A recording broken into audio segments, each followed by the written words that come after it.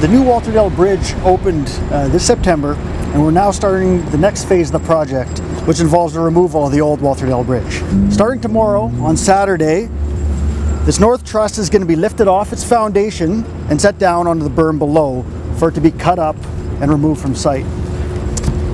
The crane's going to attach to this truss at 8 lifting points. You can see them all up top. And there's these temporary steel connections.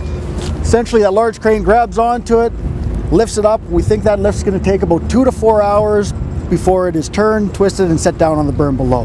Now, our contractor has a very rigorous safety program in place to make sure everything goes well.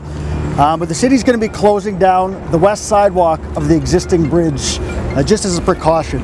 So pedestrians are going to be detoured onto the number 1 travel lane right next to the sidewalk during the lift process. So essentially this sidewalk's going to be closed Saturday morning around 9 a.m. and the traffic will also be reduced down to 2 lanes during that time.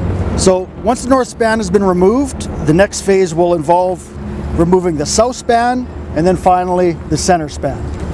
This entire demolition process is expected to be about a month long, and that's when you're going to see all these trusses gone.